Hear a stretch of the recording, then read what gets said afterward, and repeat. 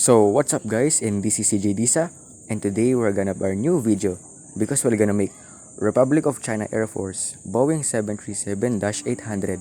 So before that, please like, share, subscribe, and hit the bell notification to always updated for my new videos. And let's start it now.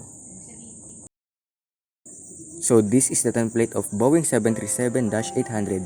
You may take a screenshot and print it out.